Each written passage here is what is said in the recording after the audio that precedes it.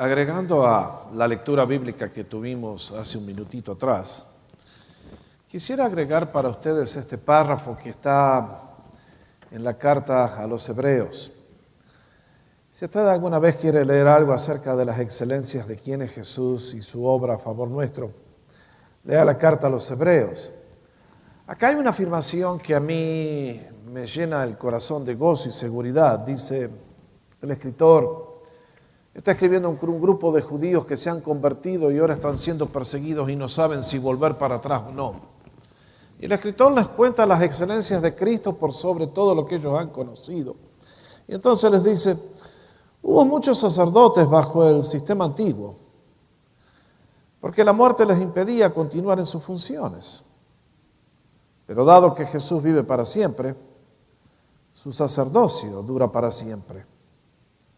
Por eso, puede salvar una vez y para siempre a los que vienen a Dios por medio de Él, y vive para siempre a fin de interceder con Dios a favor de ellos.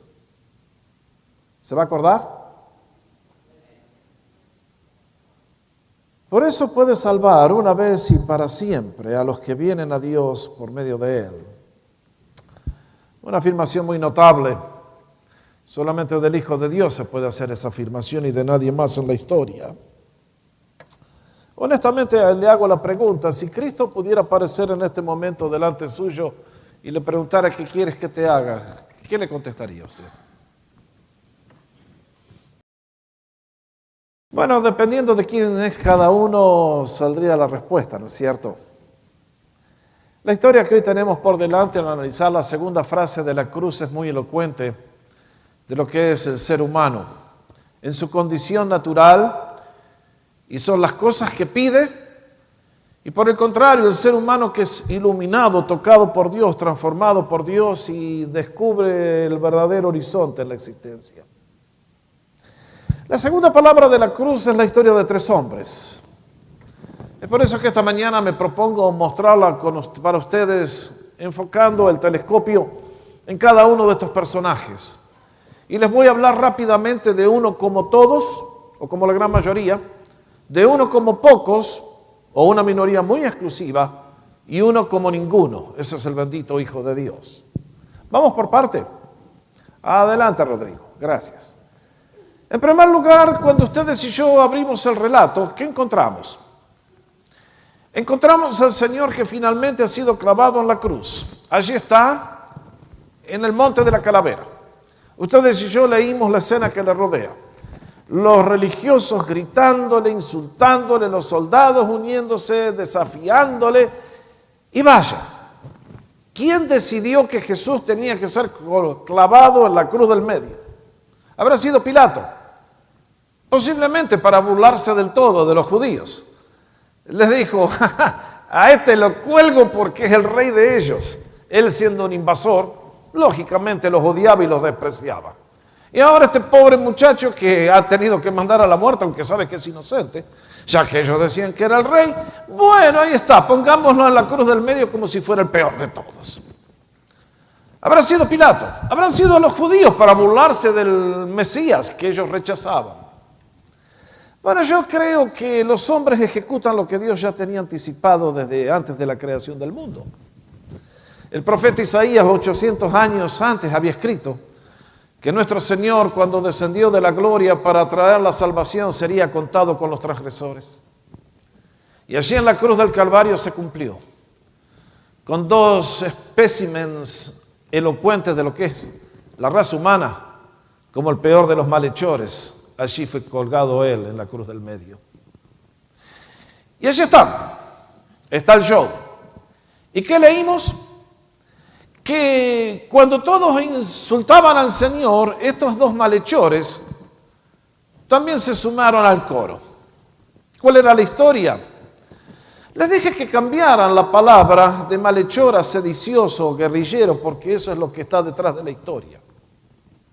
No conocemos mucho quién eran estos muchachos. Evidentemente son jóvenes. ¿Cuál ha sido la historia?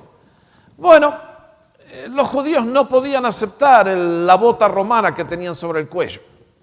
habían sido invadidos por las fuerzas de Roma, estaban sojuzgados políticamente y anhelaban la libertad. Y estoy seguro que más de uno, como tantos jóvenes en el día de hoy que creen que con la violencia van a cambiar la historia, este grupo de muchachos tal vez se comenzaron a reunir y dijeron: vamos a levantar un ejército y vamos a pelear contra Roma y los vamos a expulsar. Pero muy pronto encontraron que el idealismo de la juventud no es compartido por la gente mayor. Y muy pronto se quedaron solos y básicamente con un grupo más pequeño decidieron empezar a atacar las guarniciones romanas y de esa manera atacaron a algunos, mataron a algunos soldados y tuvieron algunos éxitos hasta que Roma los encontró. Y entonces fueron aprisionados y la muerte de cruz no era para los ciudadanos romanos como tantas veces lo hemos explicado. Estaba reservado para los extranjeros y para los revoltosos. Era la manera de decir a Roma: no intenten pasar por este camino porque ahí van a terminar todos los que intenten. Y en este caso estos muchachos se acabó el camino. Las aventuras se terminaron. El ideal dio contra la roca de la realidad. Todo lo que intentaron fracasó completamente y ahora cuelgan entre el cielo y la tierra. Y vaya, este primer ladrón que encontramos y decimos el ladrón malo es un fiel representante de la raza humana. Hace un rato les hice la pregunta: si Cristo apareciera en nuestro medio y nos preguntara ¿qué quieres que te haga?, ¿qué creen que contestaría el 90% de la raza humana, si no el 99.9%? ¿Le pediríamos que nos salve? No, ¿qué me importa la salvación? Les pediríamos que nos lleve al cielo, pero no, ¿qué me importa? Nosotros estamos ciegos espiritualmente. Le hubiéramos pedido a Jesús que nos dé plata para ir a jugar a Las Vegas. Le hubiéramos pedido a Jesús: dame salud, así me puedo salir del hospital porque no me gusta. Le hubiéramos pedido cosas para este mundo y cosas materiales. El alma humana, ¿qué me importa? Esa es una comodidad con la que va al juego y después así de taquito, tac, la mando para el infierno. Ese es el ser humano sin Dios. Ese ladrón en la cruz es realmente la consumación de lo que dice allí en la pantalla Romanos capítulo 6, versículo 3. Es el ejemplo consumado, acabado de lo que es el hombre sin Dios. ¿Qué dice Romanos capítulo 6, versículo 23? Porque el salario del pecado es muerte. Ese es el ser humano, así vive. Es como una sombra que pasa, sin sentido, ni dirección, ni propósito. No sabe ni de dónde viene, ni a dónde va, ni para qué está, ni qué tiene que hacer con su vida. No sabe cómo lo ve Dios y no sabe qué es lo que está pasando, excepto que vamos a cambiar el mundo, vamos a hacer algo. ¿Y cuál es el resultado? El pecado trae, allí les puse una pequeña listita. El pecado trae dolor. El salario del pecado siempre es dolor. Este muchacho ahora está clavado con los clavos en la cruz. Y no era una experiencia muy agradable. Nos cuentan que los que eran clavados en la cruz tardaban días, semanas en morir. Hasta que finalmente los huesos todos se descoyuntaban y la persona moría por asfixia. Un horror. También el pecado trae pobreza. Acá en Norteamérica muchas veces se disimula y hay gente que termina siendo dueño de la compañía más grande del mundo, fuera de la voluntad de Dios. No lo crean, son excepciones a la regla. Cuando el pecado termina de su obra, siempre todos terminamos en la pobreza. El pecado trae vergüenza.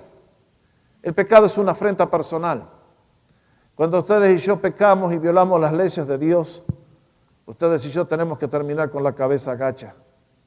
El pecado trae fracaso, nunca trae éxito. Estos muchachos tienen que haber salido con la idea de cambiar al mundo y hacer a Israel libre de la bota romana. Terminaron ellos totalmente dominados y sojuzgados y muertos. El pecado trae ceguera espiritual. Acá está este muchacho, al borde de la muerte, a punto de entrar en la eternidad. A su lado está el único que le puede salvar y que le puede dar una esperanza. ¿Y qué hace? Lo empieza a insultar. Vaya, así son la gente, así es el ser humano. Me dicen que los alcohólicos son resentidos. Toman la carrera del alcoholismo y luego están resentidos contra Dios. Qué chiste, ¿no es cierto? Nos consideramos orgullosos y hacemos nuestras decisiones, y cuando las cosas nos salen mal, la culpa la tiene Él. Qué modo de pensar, damas y caballeros.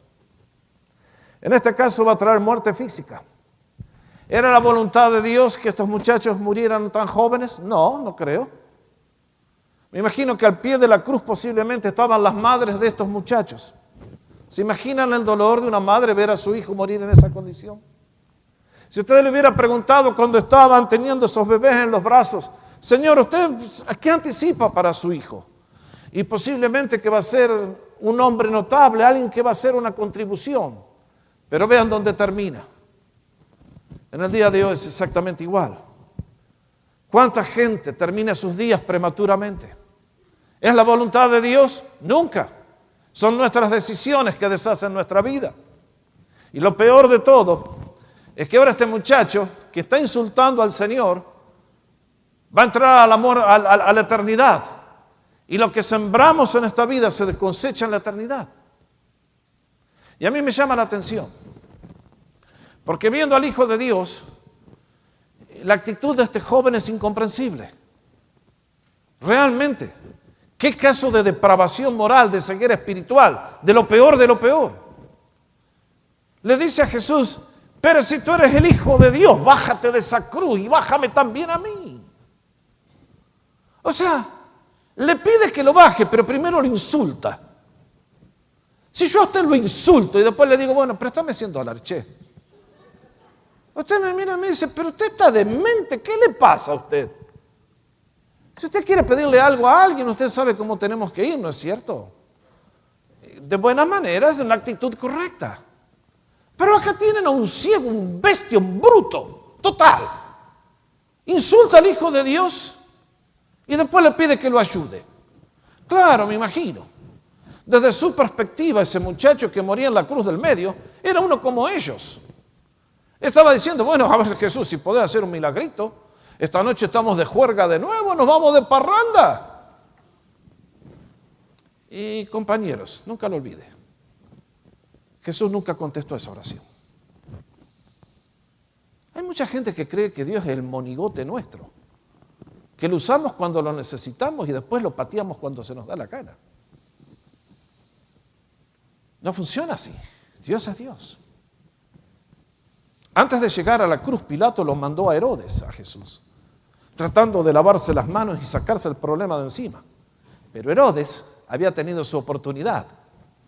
Cuando Juan el Bautista le predicó y le dijo, no tienes que hacer esto, Herodes mandó a que le corten la cabeza. Y cuando alguien manda que le corten la cabeza a la luz, después Dios no le dirige la palabra. Jesús fue llevado a Pilato y Pilato a Herodes, el rey de la nación, y dijo, a ver, Jesús, este debe ser un mago, a ver, saca un conejo de la galera, Jesús. Jesús ni lo miró, ni le dirigió la palabra. Hay muchas personas que en el día de hoy se acercan a Jesús con la misma actitud. Y Jesús conoce nuestros corazones, Él lo sabe todo. Él sabe por qué estamos aquí esta mañana. Él sabe si en nuestro corazón hay un amor hacia Él, hay fe, hay una actitud correcta. Él lo sabe todo. Por años, en las iglesias se elevan oraciones que decimos no pasan del techo, porque ahí es donde se mueren. Dios no les presta atención a esas oraciones. Muchos creemos, bueno, pero Dios me tiene que ayudar. Bueno, demos gracias que el Señor es misericordioso. Y tantas veces, aunque somos personas desleales y infieles, el Señor contesta con amor a pesar de lo que nosotros somos. Bendito sea su nombre. Él no es como nosotros. Pero acá tienen uno que es como la gran mayoría y se dirige a Dios de la manera equivocada. Y Dios lo mató con el silencio. Aquel muchacho vivió mal y terminó peor. ¿Dónde está hoy? Yo les puedo decir. La Biblia es muy clara en ese sentido. En el día de hoy vivimos en un engaño total. Me quedé muy triste esta semana de escuchar de un chico que estuvo asistiendo a nuestra iglesia aquí por un año, por un mes, y que estaba dando unos pasos muy lindos. Me dijo la última vez que hablé con él, pastor, me quiero bautizar. ¿Cuándo sería mi sorpresa? Cuando el viernes me dijeron que el domingo pasado, creo, en un no sé qué pasó, la policía lo mandó para el otro lado. Y por lo que entiendo, no fue al lugar correcto.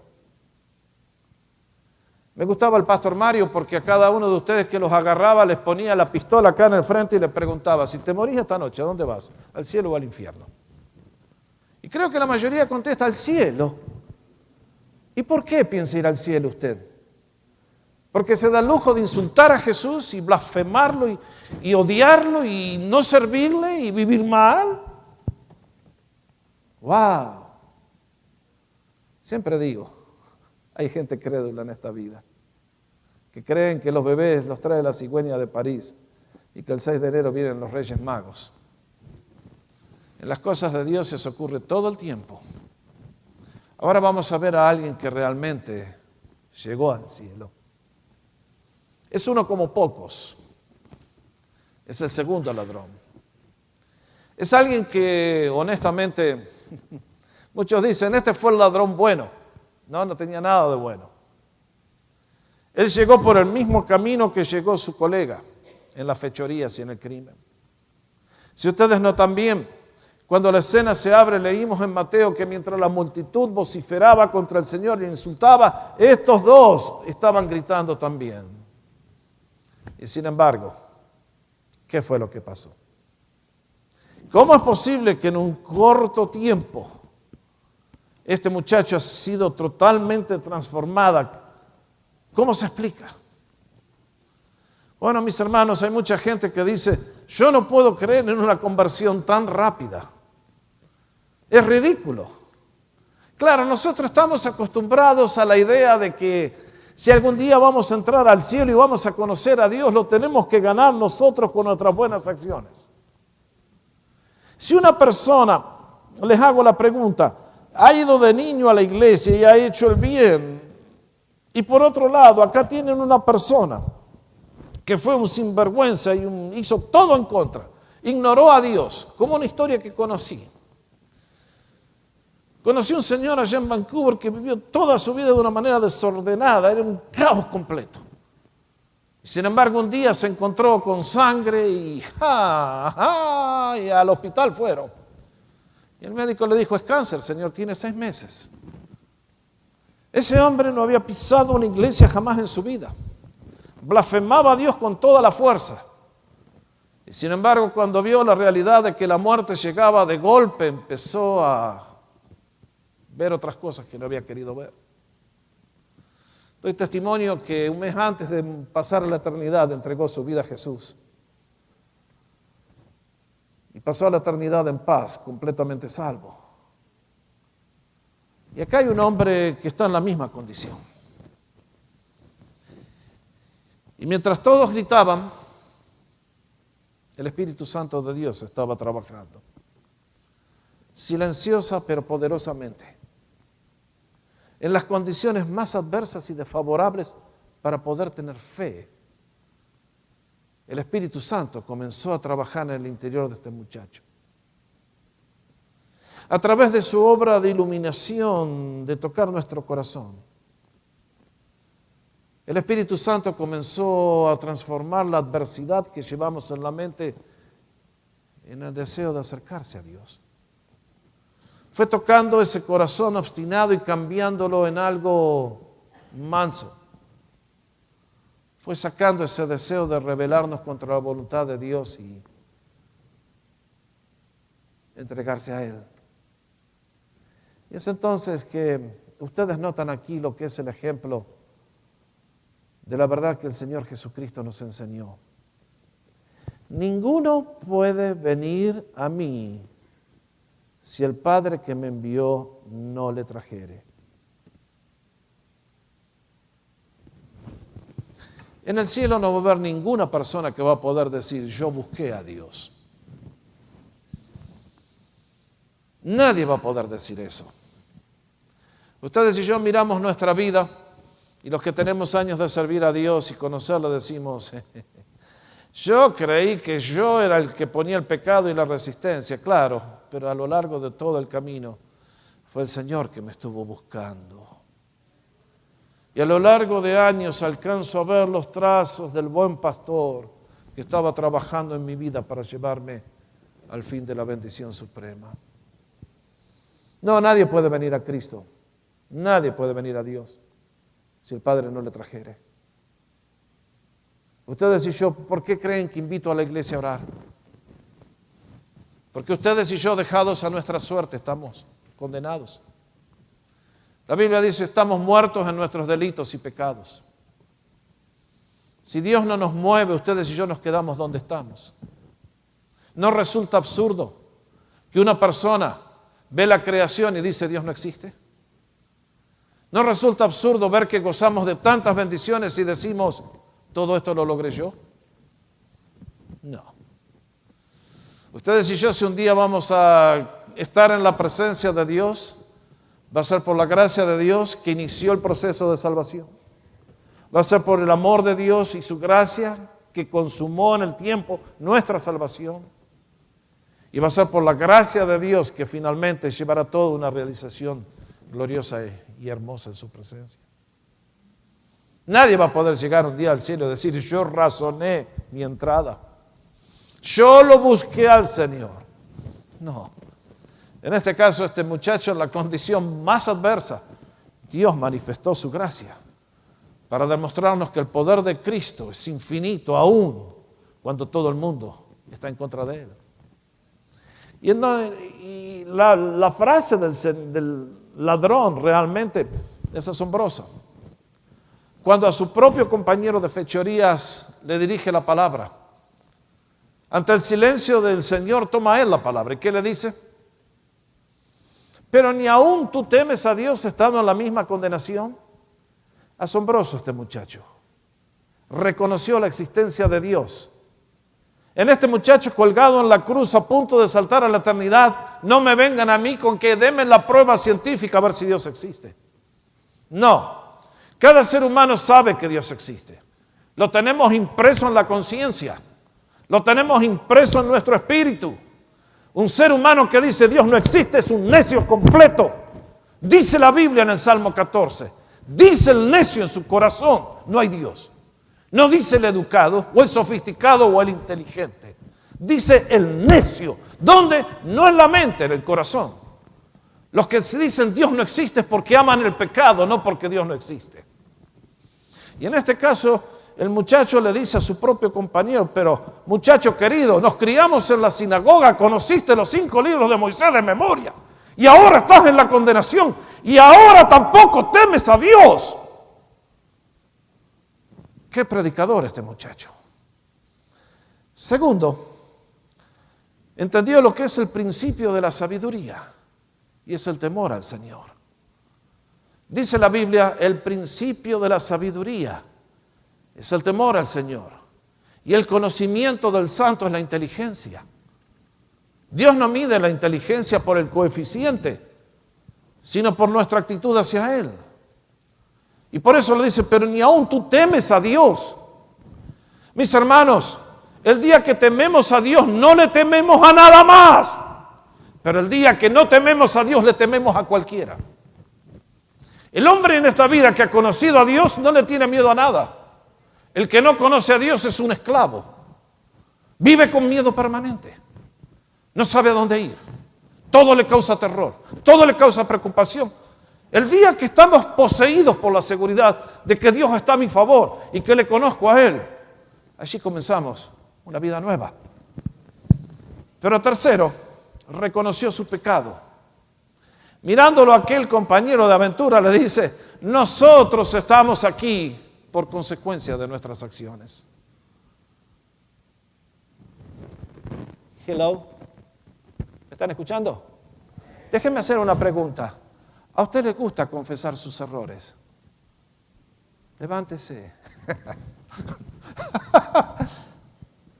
Nosotros vamos a poner cualquier excusa antes que confesar un fracaso, o un pecado o un error. Estoy seguro que este muchacho, de haber sido otro, le hubiera echado la culpa a que nací en este país y tuve el hogar que tuve y tuve los amigos que tuve y el welfare no me ayudó y la migra me corrió. No va por ahí la cosa.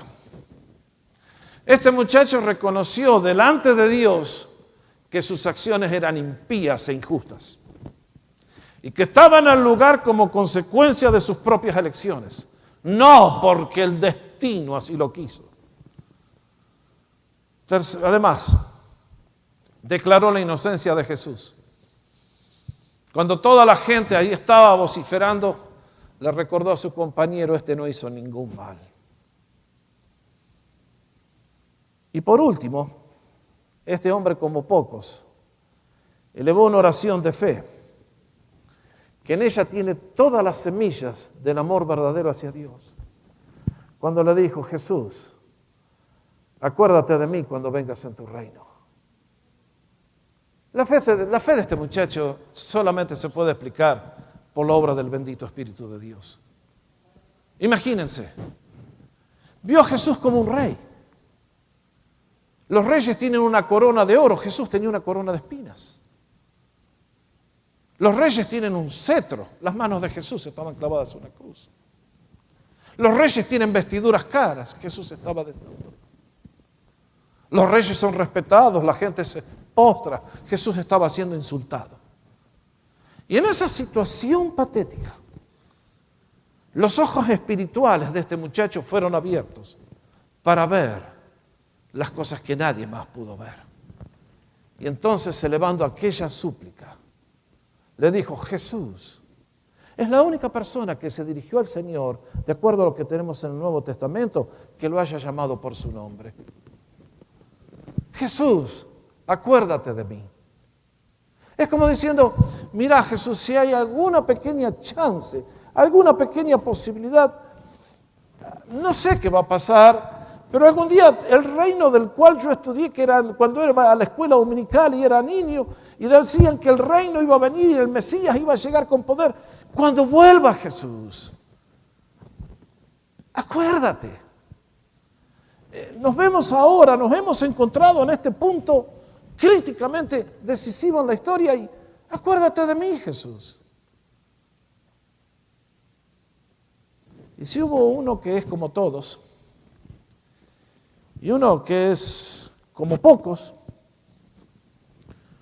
hubo uno que contestó a esta oración como ningún otro lo pudo haber hecho. Realmente la persona de Jesús es admirable. Jesús le contesta la oración a este muchacho que ora con la actitud correcta. Le dijo que no a uno, pero sí a este. Y noten bien lo que Jesús le dijo. Primero, le hizo una promesa formal. Cuando el Señor quería enfatizar algo, usaba la fórmula: amén, amén les digo. Y en este caso le dice: de cierto, amén te digo, muchacho. La promesa que Jesús hizo es una promesa admirable, que nos planta de frente y de lleno toda la divinidad del Señor. Si en ese momento alguien nada más hubiera hecho esta promesa, hubiera sido un demente. Pero porque Cristo es Dios, y como leímos en la carta a los Hebreos, tiene poder para salvar una vez y para siempre a los que se acercan a Dios por Él, le dice: de cierto te digo. Le hizo una promesa inmediata, le dijo: hoy estarás conmigo en el paraíso.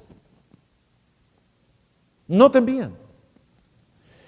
Le dijo: mira, tú me estás pidiendo que me acuerde de ti, tal vez allá en el futuro cuando venga el reino. En pocas horas los soldados van a acabar todo con aquí. Y te digo que hoy estarás conmigo en el paraíso. Noten bien. Hay gente que nos dice: para que alguien pueda ser salvo tiene que vivir una vida intachable. Este hombre ha vivido una vida desastrosa. Y Jesús le dice: hoy estarás conmigo en el paraíso. Ahora, mis hermanos, ustedes acá tienen que prestar un poquito de atención, ¿ok? Porque un día le van a venir los testigos de Jehová a golpearle la puerta y le van a decir: acá tenemos la verdadera traducción de las Sagradas Escrituras. Y le van a decir: no, momento. Jesús no dijo eso. Jesús dijo: de cierto te digo hoy que estarás conmigo en el paraíso. ¿Hace diferencia? Es la diferencia entre el cielo y la tierra. Nosotros vamos a los seminarios a rompernos la cabeza con el griego y el hebreo, porque muchas veces una palabra, una coma fuera de lugar hace toda la diferencia en el texto y en lo que significa. Jesús le dijo, hoy estarás conmigo en el paraíso. Cuando tus ojos se cierren en la tierra, amaneces en el paraíso de Dios. Los testigos de Jehová dicen como el que muere en la cruz es el arcángel Gabriel, claro, y no hay esperanza para nadie, claro. Entonces, ya tal vez. No. Jesús le dijo, hoy estarás conmigo en el paraíso. Noten bien que este hombre no merecía nada.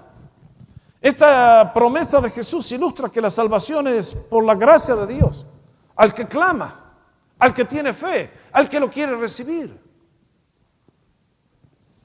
Jesús le agregó además un lugar de gozo indescriptible cuando le dijo, hoy estarás conmigo en el paraíso.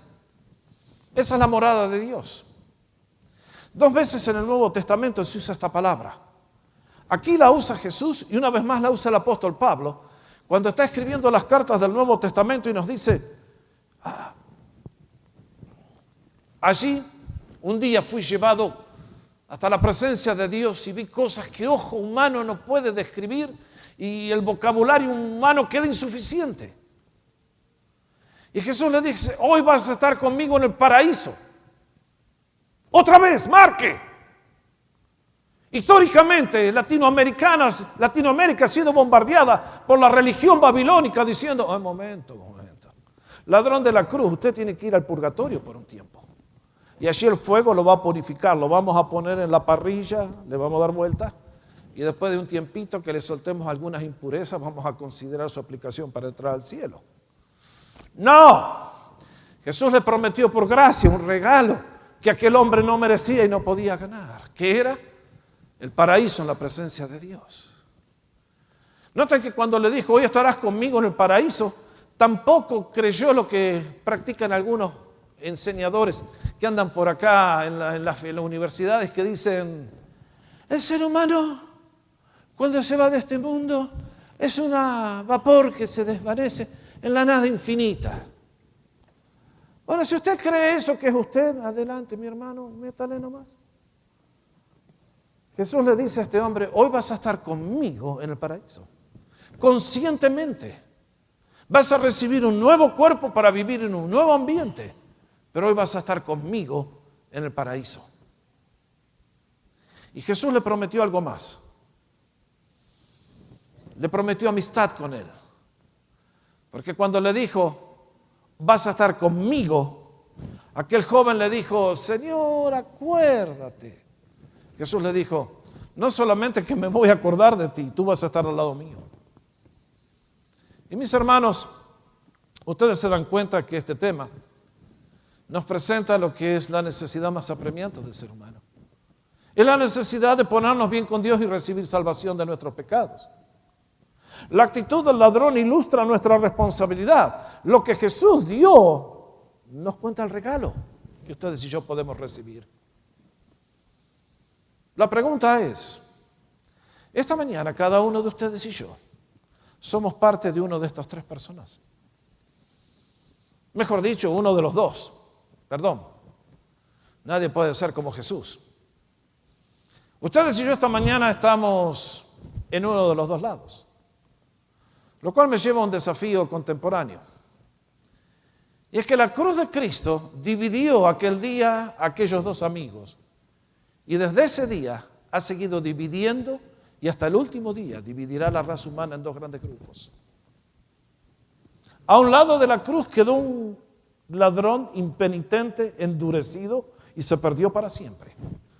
Al otro lado hubo un muchacho que en humildad y en confesión vino a pedir perdón, elevó la súplica correcta, fue escuchado y recibió el perdón y recibió la vida eterna. En el día de hoy es igual. Cada persona que camina en este mundo está a la izquierda o está a la derecha de Jesús. Un día Jesús nos dijo que cuando Él se siente en su trono de gloria, la raza humana será dividida en 2 grupos. A los cabritos, los de la izquierda, las ovejas a la derecha, y cada uno tendrá un destino que cada uno ha elegido en esta vida.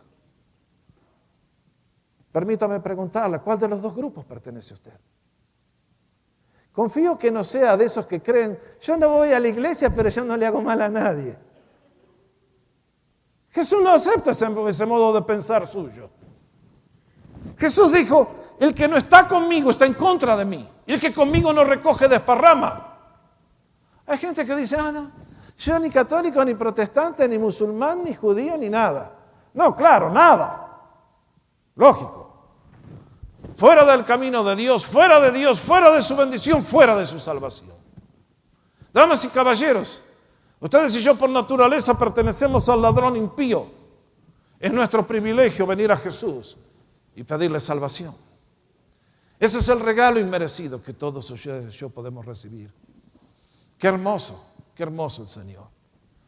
Y en este caso, tenemos que recordar que la cruz de Cristo será siempre la puerta de entrada al reino de Dios.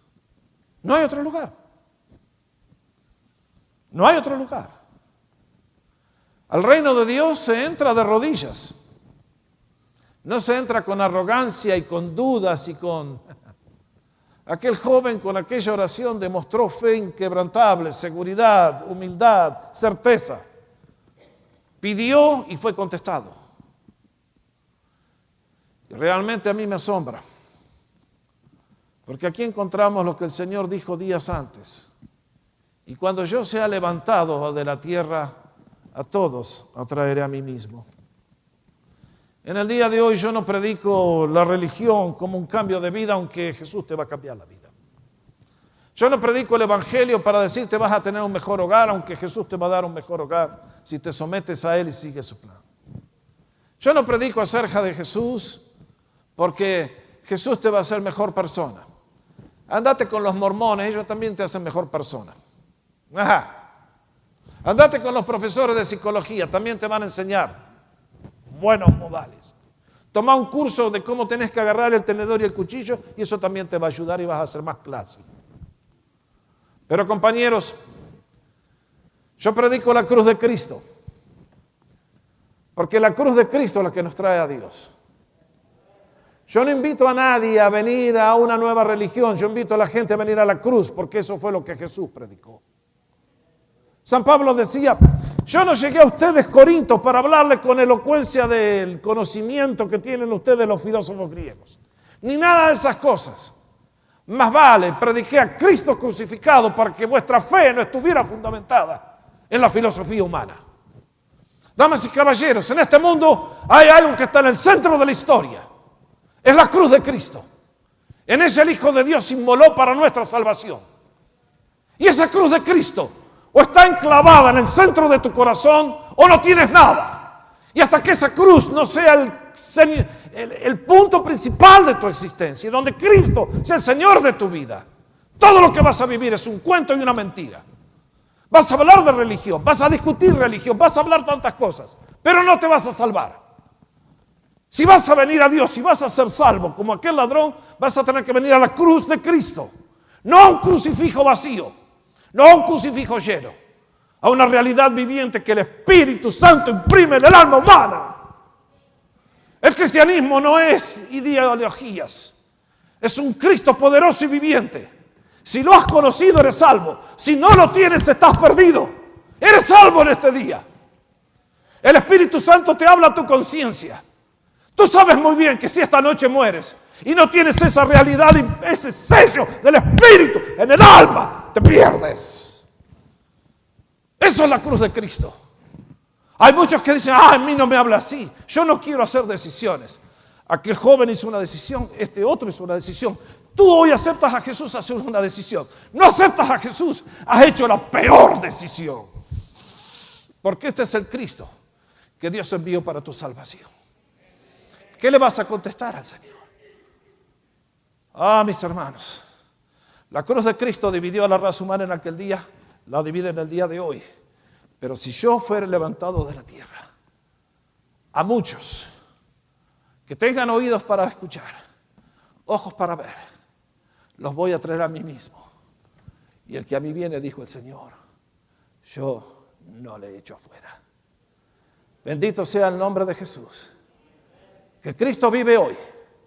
Y porque Él tiene poder infinito en el cielo y en la tierra, y es el Hijo de Dios, podemos predicar un Salvador viviente que puede tomar la peor persona y hacerla un hijo radiante y abrirte el cielo para siempre jamás, si estás dispuesto a recibirlo por la fe en su persona y en su obra. Vamos a ponernos de pie para orar.